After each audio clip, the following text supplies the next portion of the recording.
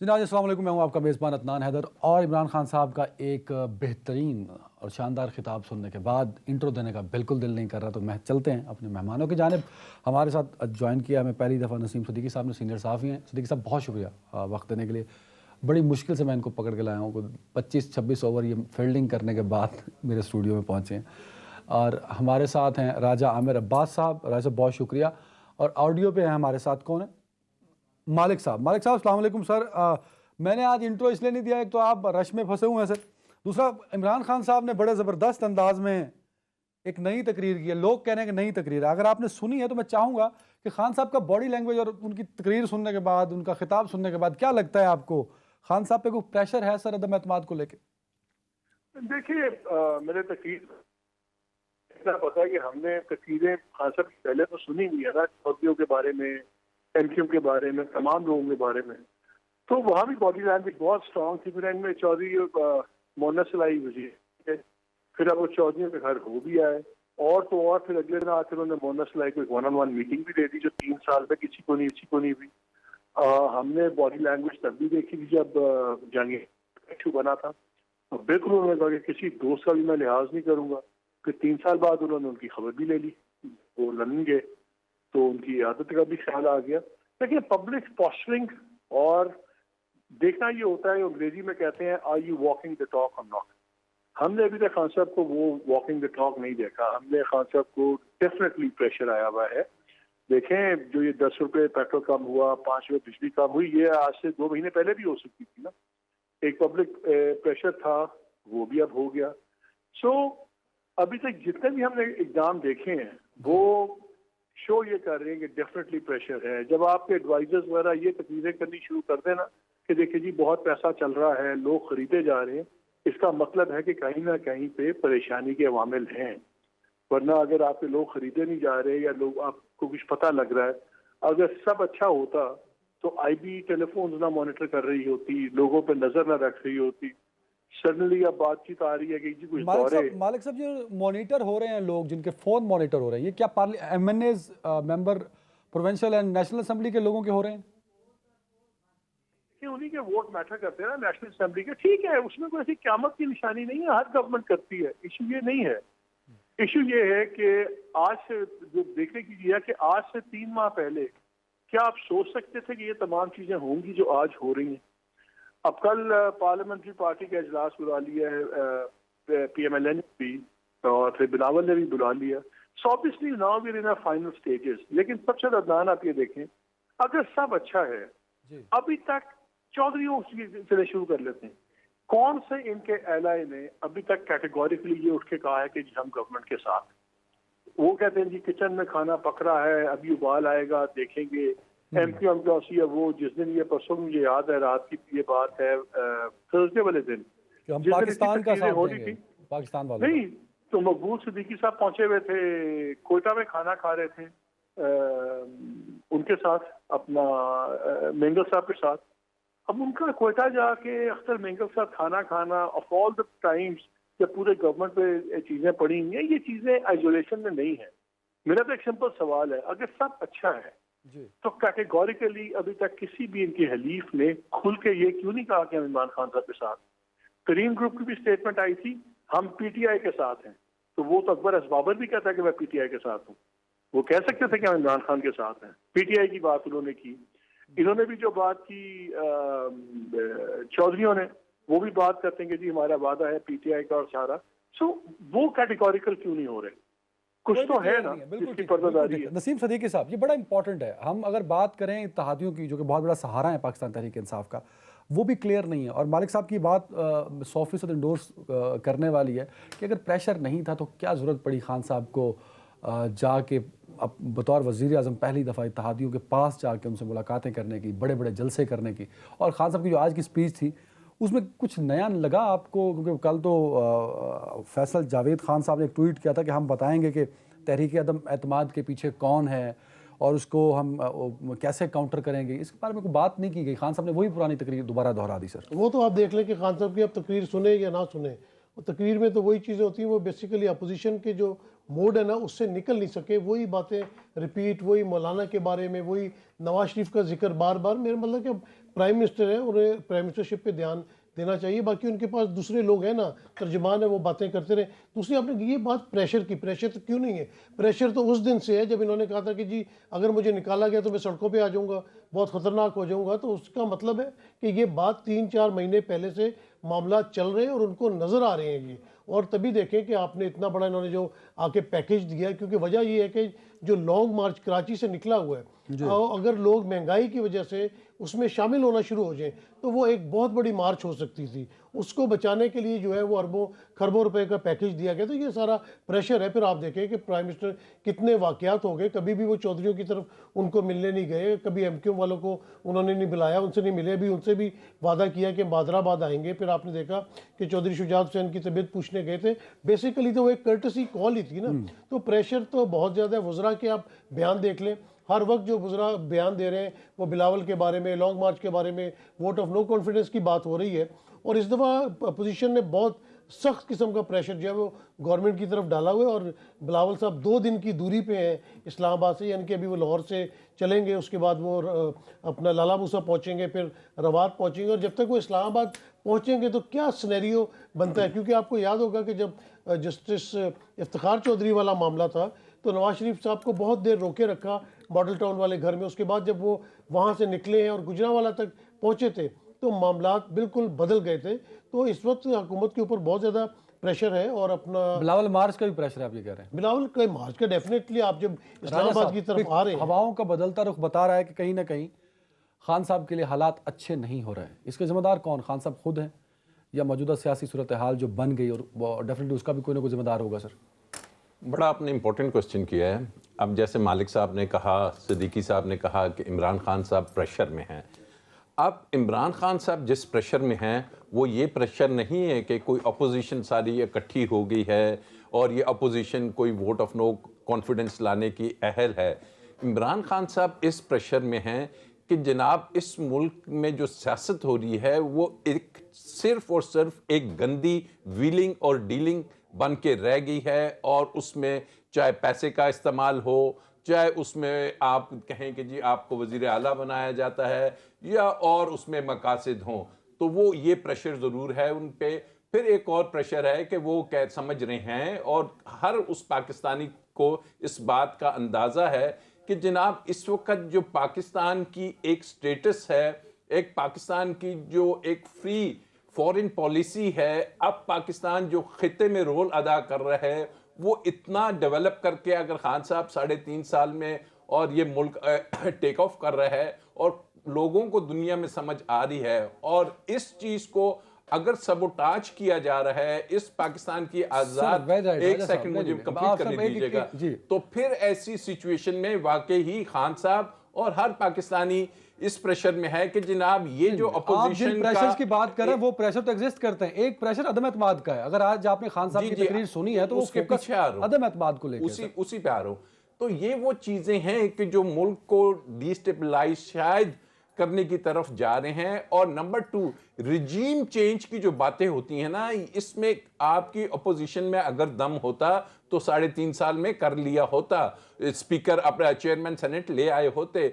अगर यहां पे हम देखते हैं कि इंटरनेशनल एस्टेब्लिशमेंट अगर कोई डर्टी प्ले कर रही है और वो चाहती है कि इस मुल्क में रिजीम चेंज हो, इमरान खान साहब जो कि उनको नजदीक पसंदीदा नहीं है उन्हें रिमूव किया जाए, तो ये वो एक ऐसा फैक्टर है कि जिसको अपोजिशन, हुकूमत और इस मुल्क के तमाम अदारों ने बड़ा गौर करके देखना है। बिल्कुल ठीक है मालिक साहब, क्या देयर इज सम फोर्स जो अपोजिशन के साथ है? यही वजह है कि अपोजिशन जो अब 3.5 साल एक रोल प्ले करती नजर आ रही है 3.5 साल के बाद, वो पहले उसमें वो दमखम नहीं था, अब जो दमखम है, क्या इसके पीछे कोई फैक्टर इन्वॉल्व हो सकता है? सर देखिए, फैक्टर्स तो कंट्रीब्यूटिंग फैक्टर्स बहुत होते हैं, जाहिर है, लेकिन ये कोई कहे कि जी अचानक अगर पहले कर सकते थे तो गिराना की मजाक नहीं होता। गवर्नमेंट बहुत मजबूत चीज होती है, टाइम लगता है, अवामिल इकट्ठे होते हैं, महंगाई, बैड गवर्नेंस, बुरा हाल हुआ है। जो 2 सूबे हैं, पंजाब का जो गवर्नेंस का हाल है सबको पता है,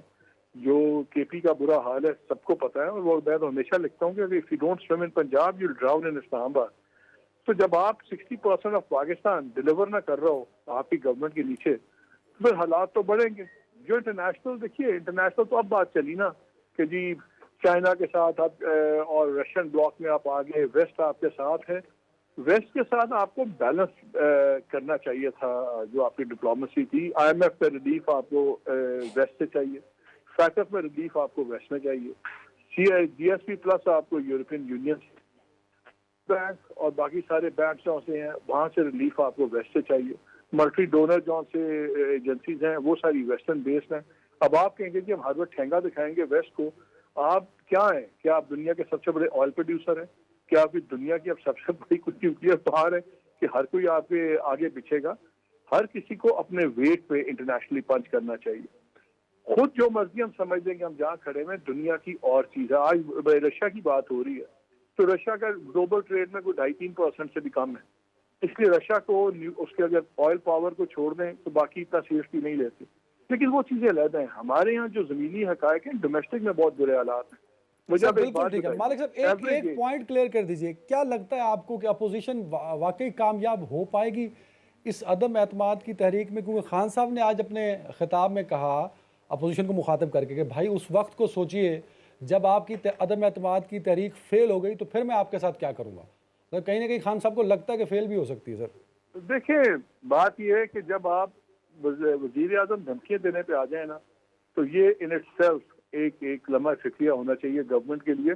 उनको तो ये होना चाहिए आपने तो हारना ही हारना, लेकिन मैं मुल्क पे कॉन्सेंट्रेट कर रहा हूँ। जो भी आप पॉजिटिव बात करते हैं, जब आप धमकियों में आ जाएं तो फिर आपको भी खौफ होता है। और जहाँ तक तहरीक का है, आज एज वी स्पीक सीधी सी मैं आपको बात बताऊं, अगर आर्मी ने इनको ना बचाया तो मुझे बड़ा मुश्किल लगता है। कल का हम सियासत में कुछ कह नहीं सकते, लेकिन आज जो मोमेंटम बना हुआ है, अगर आज जो मोमेंटम बना हुआ है, अगर इंस्टीट्यूशन न्यूट्रल रहे तो परेशानी इमरान खान को ज्यादा होनी चाहिए, क्योंकि उनकी न्यूट्रलिटी का ऑपोजिशन को फायदा तो जो होगा सो होगा, सबसे ज्यादा नुकसान इमरान खान साहब को होगा। बिल्कुल ठीक है। सदीकी साहब, क्या ये बात दुरुस्त है कि मौजूदा खान साहब पे जो प्रेशर है, ये किसी सूरत रिलीफ ना हुआ तो खान साहब नहीं रहेंगे बतौर प्राइम मिनिस्टर ऑफ पाकिस्तान? देखिए मालिक साहब ने जो एक बात की ना कि हुकूमत बड़ी मजबूत होती है, बिल्कुल सही की। अगर आपको याद हो कि जब मोहतरमा बेनज़ीर भुट्टो शहीद 1988 में आई थी और उसके बाद जब उनके ऊपर वोट ऑफ नो कॉन्फिडेंस आया था तो उस वक्त IGI बहुत बड़ी अपोजिशन थी। इस अपोजिशन के मुकाबले में वो बहुत स्ट्रॉन्ग थे और उस वक्त एजेंसीज भी उनके साथ थी। जनरल दुरानी के वाक़यात आपको याद होंगे जिन्होंने अपने बुक में रिवील किए।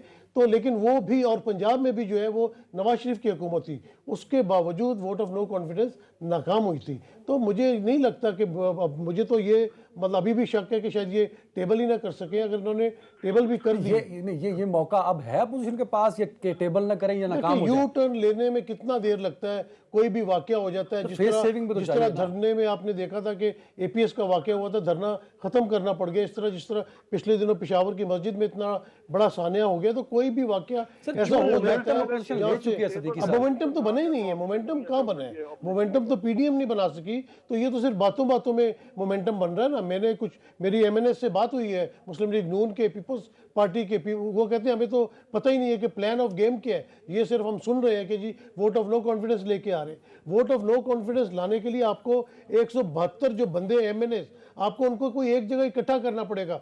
चांगा मांगा लेके जाए, उनको मरी में ले जाके रखें और जिस दिन वोटिंग होनी है उनको साथ लेके आएँ। और अगर आपके साथ एलाइज नहीं होंगे जो इस वक्त PTI के साथ हैं, और अगर आप बात करते हैं कि PTI के मेंबरान आपके साथ है, वो तो डिफेक्शन क्लॉज लगती है सीधी सीधी उनके ऊपर, तो वो तो अपना फ्यूचर ख़राब नहीं करेंगे। तो बात ये है कि इसमें गुब्बारे में हवा बहुत ज़्यादा है, इतनी ज़्यादा है कि वो टाइट होने से गुब्बारा फट नहीं जाता। तो वो मामला होता है। मुझे खान साहब को चाहिए ये था, मतलब जो मालिक साहब बात करें कि आज बैठ के कौम को बताते हैं कि भाई मैंने 3.5 सालों में ये वादे किए थे और ये वफा कर दिए, या जो बात फैसल जावेद खान साहब कर रहे हैं कि कल मतलब आज खान साहब बताएंगे वो मुहर्रकात, बजाय इसके कि वो ये बातें करते आज फिर उन्होंने सारी अपोजिशन को उनके नाम बिगाड़ के, जो कि एक प्राइम मिनिस्टर को जेब नहीं देता, कि मौलाना फजल रहमान साहब हों, नवाज शरीफ साहब हों, शहबाज शरीफ हों या जरदारी साहब हों, उनको उनके नामों को बिगाड़ के एक वज़ीर आज़म पाकिस्तान कौम से या आवाम से खिताब करे।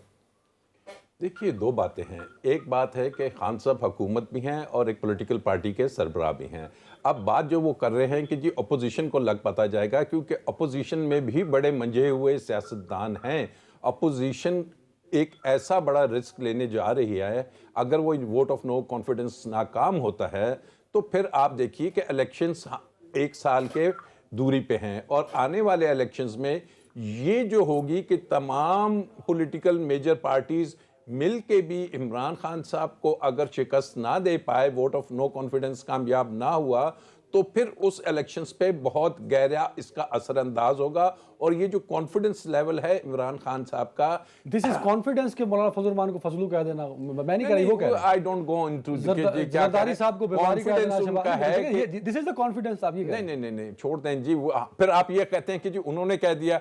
आज आप देख रहे हैं कि आज से चंद माह पहले इसी मरियम बीबी ने कहा था कि बिलावल भुट्टो सिलेक्टेड वजीर आजम हैं अगले, ये उन्होंने कहा था। और इन्हीं बिलावल भुट्टो साहब ने कहा था कि और इनके बारे में कि जनाब इनके हमारी रगों में वो खून नहीं है। और इसी शहबाज शरीफ ने जरदारी के बारे में कहा था। कॉन्फिडेंस है जो आपने बात की डिफेक्शन क्लॉज की कि वो ये रिस्क नहीं लेंगे। कॉन्फिडेंस है कि जनाब पाकिस्तान की ये जंग है, और इस जंग में वो जो आपने एक अलायंस बनाया है, जिस अलायंस में अभी तक ये समझ नहीं आई कि वजीर आला पंजाब कौन होगा।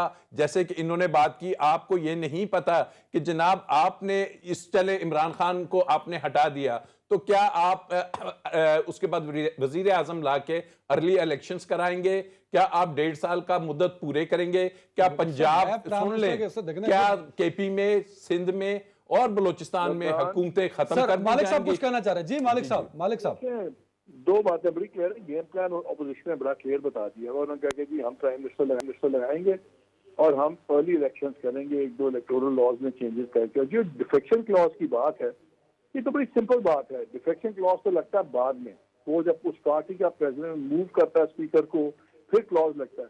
अगर उससे वोट काउंट हो जाएगा, जो उससे डिफेक्शन होगी, अगर डिफेक्शन होती है जैसे अपोजिशन कह रही है, तो उनका वोट काउंट हो जाएगा और गवर्नमेंट गिर सकती है। Once the government falls, तो फिर तो ग्राउंड की इक्वेशन ही चेंज हो जाती है, टू बी वेरी ऑनेस्ट।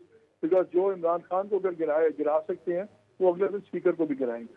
दूसरी बात है कि और वो जो लोग मूव कर रहे हैं, इनका कहना है कि जी हम हमारे साथ वो लोग आ रहे हैं जिनको हमने टिकट आगे देनी है और वो अपना फ्यूचर अपना सिक्योर कर रहे हैं। तो defection clause is not threat. हाँ, मेरा नहीं ख्याल कि अब ऑपोजिशन के पास ऑप्शन है कि वो टेबल रेजोल्यूशन ही ना करें, जैसे अभी नसीम कह रहे थे। उनका जो ऑप्शन नहीं है, they have to table the resolution now, जो भी अंजाम हो। मालिक साहब डिफीट हो गया तो इनको लग पता जाएगा, रगड़ा बड़ा पड़ेगा। What are the option right now with opposition, sir? Opposition has no option but to go ahead. जितना मोमेंटम बन गया हुआ है, इसके अलावा तो उनके पास कोई ऑप्शन है ही नहीं। अब उनके लिए कोई टर्निंग बैक नहीं है, अब किसी के लिए भी कोई टर्निंग बैक नहीं। इसलिए मैं कहता हूँ कि देखें, हमारे मुल्क में पॉपुलर पॉलिटिक्स के फैसले पावर पॉलिटिक्स पे होते हैं। बड़ा इंपॉर्टेंट होगा, क्रिटिकल होगा कि इंस्टीट्यूशंस का रोल क्या है। इंस्टीट्यूशंस का रोल डिसाइड कर देगा कि डिफेक्शंस की नौयत क्या है। सर कंडीशनल सवाल पूछ रहा हूँ सर। मालिक साहब कंडीशनल सवाल, ब्रेक पे जाना है। अगर इंस्टीट्यूशन रोल प्ले कर जाता है तो क्या ये जो अपोजिशन का मोमेंटम है ये कम हो सकता है या अपोजिशन देखें बिल्कुल कम हो सकता है। बात ये देखता ही है कि इंस्टीट्यूशन किसके हक में न्यूट्रल हो जाता है। बिल्कुल ठीक। ब्रेक पे जा रहा हूँ, बस got the point sir. Break पे जा रहा हूँ नाज़रीन। ब्रेक के बाद बात करते हैं इसी की तहरीक को कि अगर कामयाब होगी तो फायदा किसको होगा। ब्रेक के बाद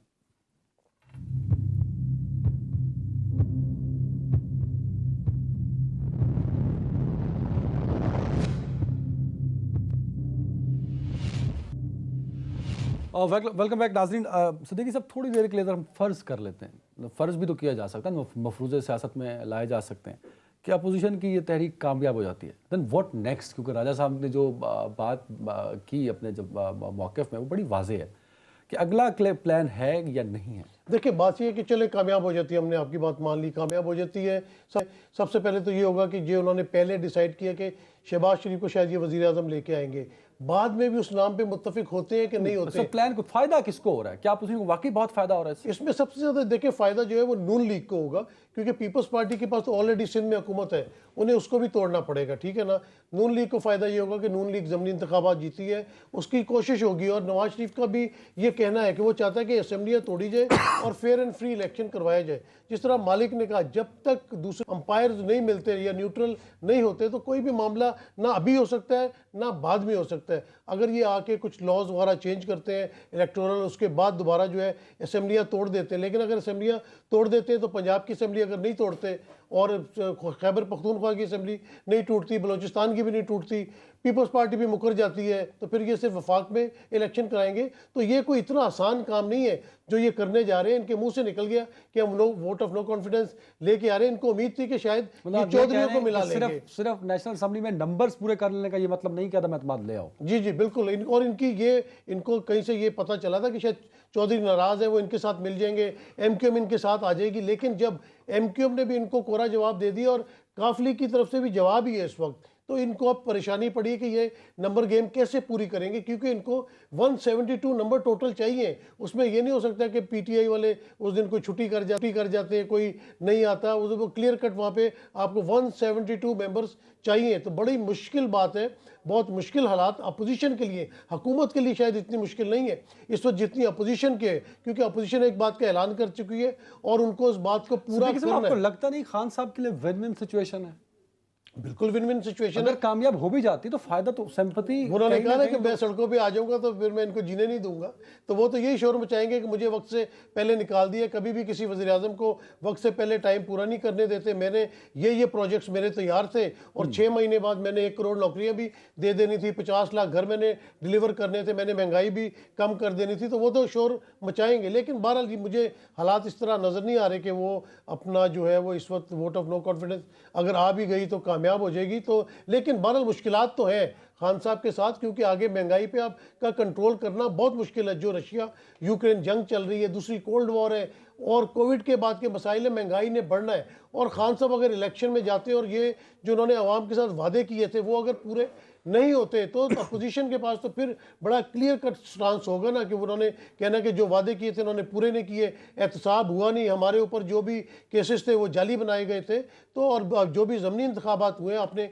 देखा कि वहाँ पे पंजाब में नून लीग की बड़ी अच्छी परफॉर्मेंस रही है, पीपल्स पार्टी ने सिंध में अच्छी परफॉर्मेंस दी है, खैबर पख्तूनख्वा में आपने देखा कि मौलाना साहब ने बल्दियाती इंतखाबात में सीटें निकाली हैं। तो पोजीशन कोई इतनी अच्छी नहीं हो जाएगी। और पाकिस्तान में तो हमने जब से पैदा हुए हमने देखा कि हालात इसी तरह पेंडुलम की तरह इधर उधर होते रहते हैं। तो खान साहब को इतनी आसान पोजीशन में भी नहीं, गो कि उन्होंने इतनी अभी जो रिलीफ भी दे दिया है, लेकिन उस रिलीफ के जो पैसों का बोझ हुकूमत के ऊपर आएगा वो भी तो इनको बर्दाश्त करना है। तो अभी आने वाले हालात कुछ भी हो सकते हैं। राजा साहब, ये जो इत्तेहादी हैं बड़ा अहम रोल प्ले करते आ रहे हैं पिछले 3.5 सालों में। इत्तेहादी हर दफ़ा क्लियर रहे, हमने देखा कि काफ लीग से नाराज़गी हुई बट एक क्लियर स्टांस था। कामिल अली आगा साहब ने टीवी पर आकर कुछ बयान दिया तो अगले दिन ही चीमा साहब ने उसकी तरदीद कर दी थी। तो इत्तेहादी आज तक क्लियर रहे, बट आज इत्तेहादी उस तरह क्लियर नहीं है।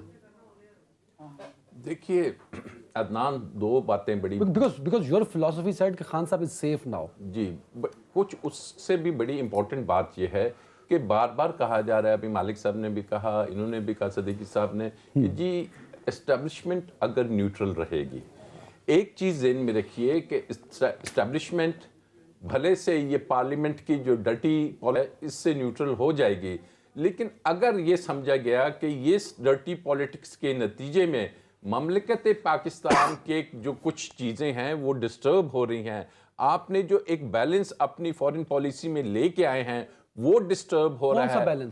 बैलेंस ये है कि आप अब किसी ब्लॉक का एक तरीके से हिस्सा नहीं हैं, अब आप प्रॉक्सी जंग लड़ने के लिए तैयार नहीं हैं, अब आप रेंट की गन बनने के लिए तैयार नहीं हैं, अब आप कह रहे हैं कि हमने पाकिस्तान को सिर्फ देखना है। We are balanced in foreign policy sir, sorry तो यूरोपीय यूनियन के सफीर को खत ना लिखना पड़ता, खान साहब और हमारे यूएस वाशिंगटन में अच्छे ताल्लुकात होते हैं। हम रशिया, मतलब रशिया जाने को मैं तनकीद का निशाना नहीं बना रहा, because you are claiming that कि वी आर बैलेंस्ड।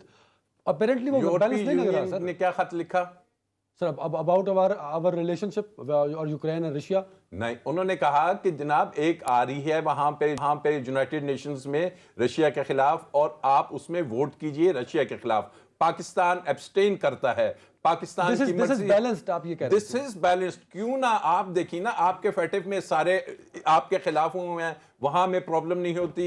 यहां पे इनको नजर आया कि जनाब यूनाइटेड नेशंस में आपने देखा होगा लिबिया में क्या हुआ, आपने देखा इजिप्ट में क्या हुआ, आपने देखा कि वहां पे रिजीम्स चेंज हुई, फिर उसके बाद वहां पे किस तरीके से गवर्नमेंट्स ला के बिठाई गई और अल्टीमेटली मुल्क उन ममालिक को नुकसान हुआ।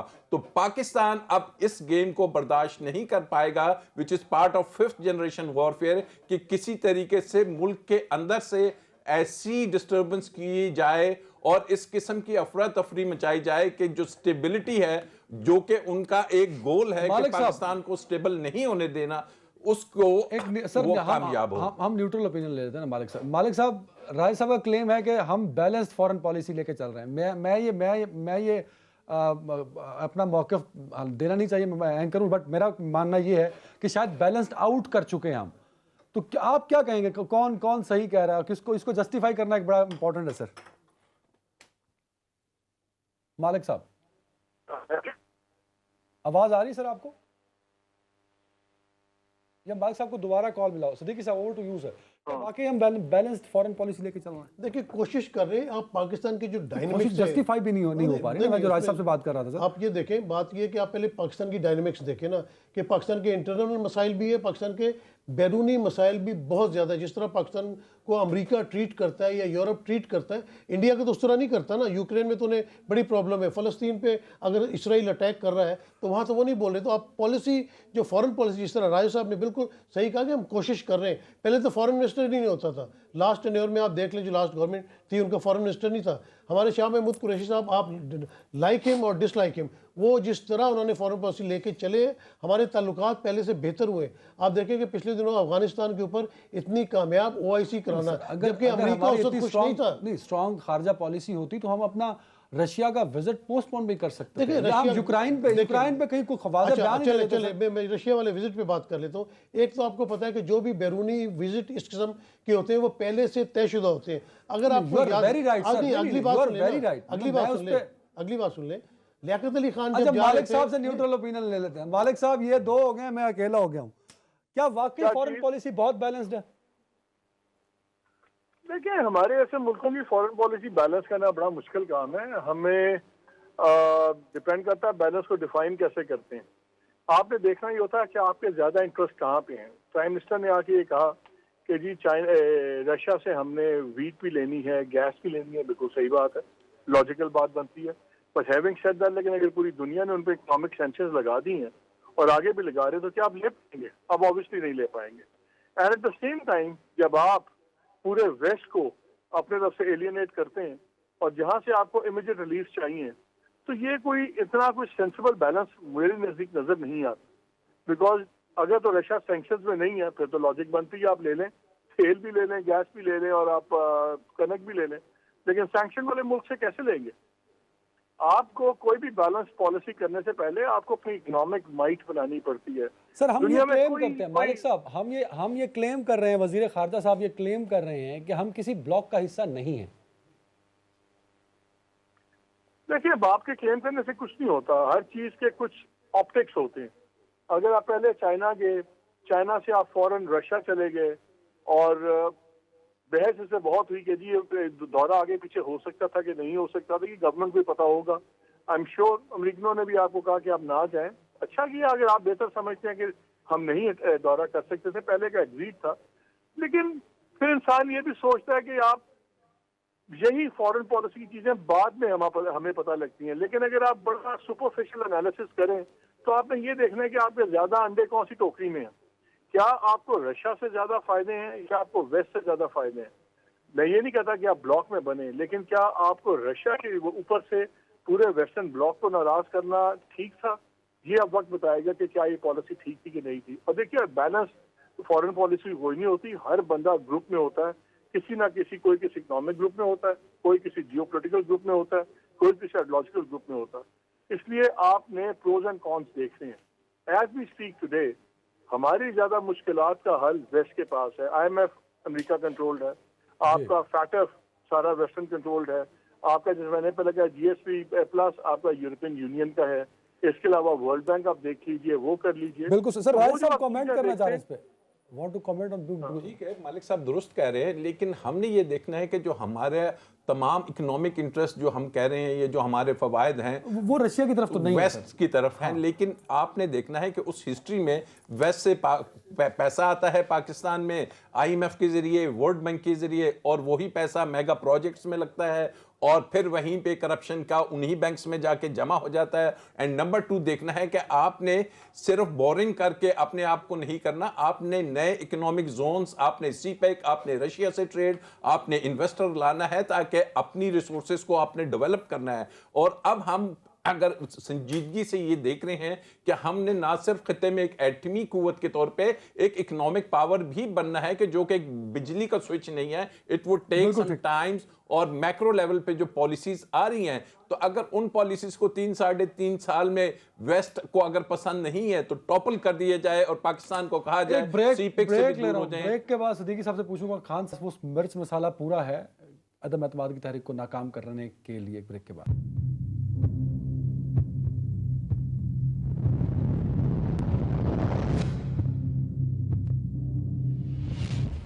Welcome back. मालिक साहब, ये तकरीबन कंक्लूडिंग रिमार्क्स होंगे आपके मेरे शो में।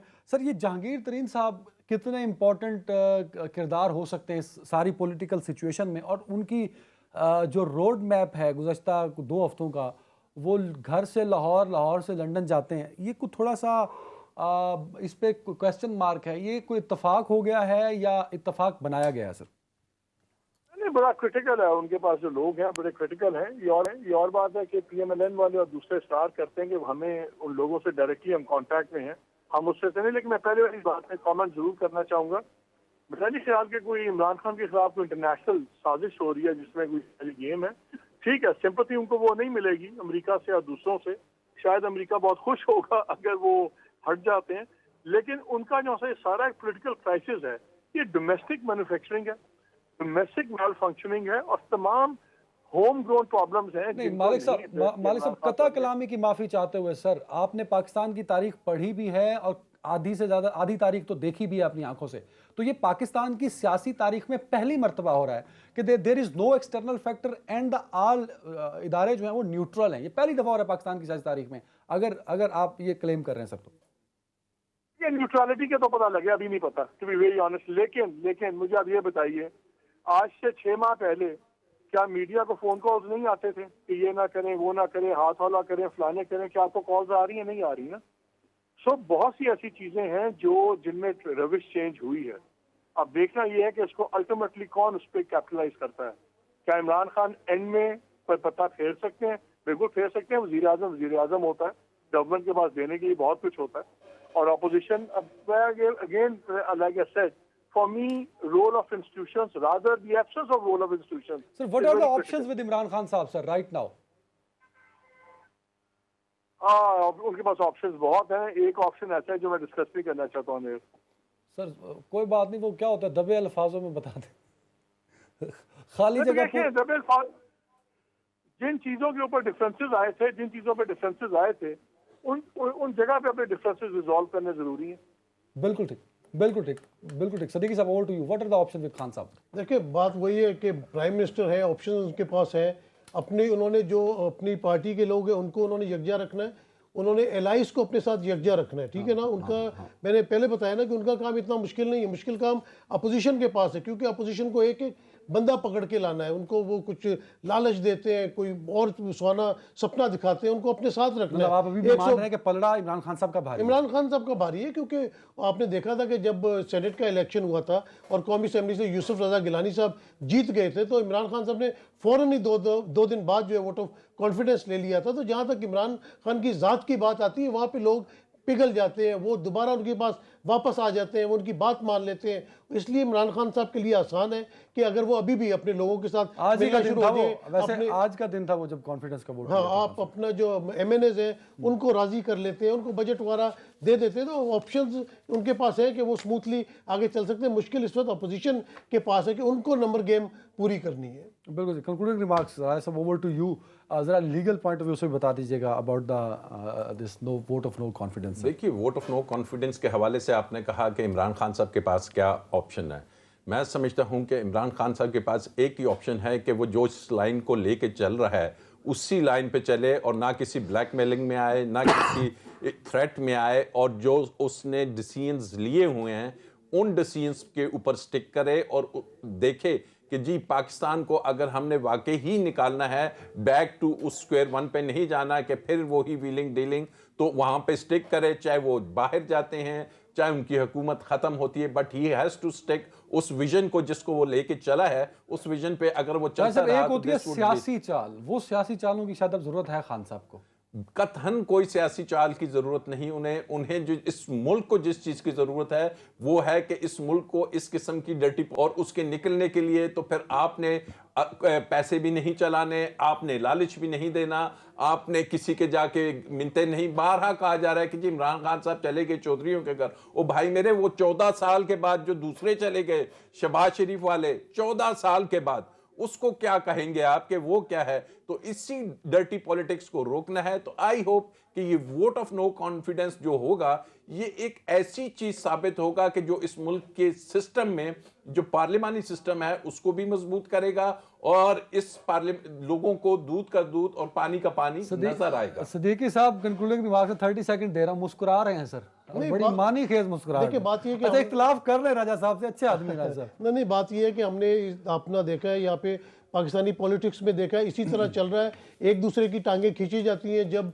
जरदारी साहब की हुकूमत आई तो नवाज शरीफ काला कोट पहन के जो है सुप्रीम कोर्ट में पहुंच गए। जब नून लीग की हुकूमत थी उस वक्त पीपल्स पार्टी ने जिस तरह गवर्नर राज लगाया पंजाब के अंदर, तो इमरान खान साहब ने सर वो देखे ना, धरना देख लिया। तो ये सियासी चालें चलनी पड़ती हैं और इमरान खान भी कुछ सियासी चालें, मतलब वो सियासी चाल ही थी कि चौधरियों के पास चले गए और उसकी वजह से थोड़ा सा जो है वो उनका जो गुस्सा था वो कमी की तरफ चला गया। साहब बहुत शुक्रिया कि साहब, मालिक साहब और राजा आमिर बास साहब। नाज़रीन पर ख्याल रखिएगा। अल्लाह हाफ़िज़।